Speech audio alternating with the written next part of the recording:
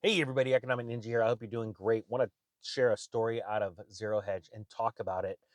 It's entitled Rubini Warns the Mother of All Economic Crisis Looms. After years of loose fiscal, monetary, and credit policies on the onset of major negative supply shocks, stagflationary pressures are now putting the squeeze on a massive mountain of public and private sector debt. The mother of all economic crisis looms, and there will be little that policymakers can do about it. Let me stop right there and share that right now we are in an absolute economic crisis. What the author is talking about is a lot of people talk about the day that the masses figure it out.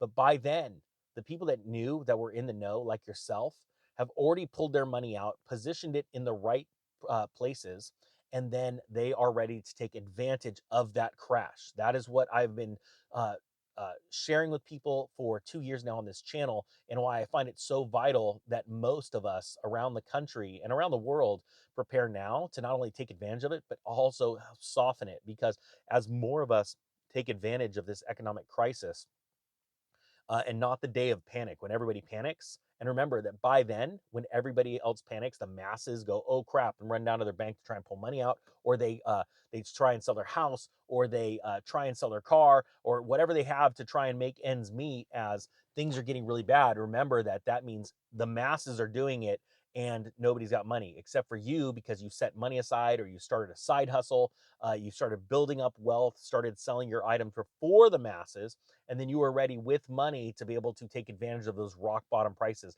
because the masses are fearful in trying to sell. Okay, that's what I've been trying to prepare people for. So that's that event that people are talking about, but we are in economic crisis right now. The wealthy people are selling off their assets, they're buying gold, they're buying silver, they are consolidating debt, they are not getting into new debt. I mean, this is very, very important for people to understand. I want people to understand that wealthy people are doing this right now, and I know a lot of wealthy people that are doing this. So it's exciting times, but you want to be on the right side of that trade. Now, the other thing I want to say is that doesn't happen just overnight. And most people put crashes, booms, and busts like overnight in their head because it just seemed like it. But it was because most people don't understand what's going on economically in any environment until it's too late. Till it's the last third, what's called the blow off top on a parabolic scale. All right. It says here the world economy is lurking towards an unprecedented confluence of economic, financial, and debt crisis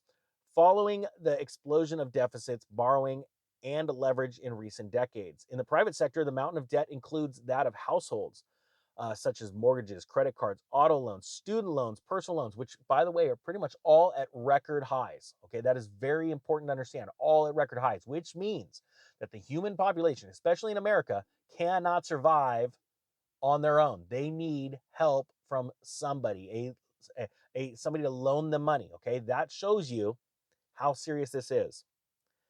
It says businesses and corporations, bank loans, bond debt, and private debt, and the financial sector. In the public sector, it includes central, provisional, and local government bonds and other formal liabilities, as well as implicit debts such as unfounded liabilities from pay as you go pension schemes and healthcare systems, all of which will continue to grow as societies age. And I want you to understand the pension bubble is a very scary one at that. That is something that's very scary, not only because they are leveraged to the nine, they're out there trying to get as much stuff as they can, and they are taking pensioners' money and gambling with it. But also, this other side of the coin is how many people rely on that pension. 12 years ago, I set out to not I started to believe that my pension would not be there when I came to retirement age, and I started saving and setting aside and growing wealth, while all my coworkers were just putting away to their TSP, their 401k, their whatever it is, whatever fund it is, or believing that their company would be solvent and giving them money when they retired. In the last 12 years, I've watched companies go completely out of business and their pensions just go away.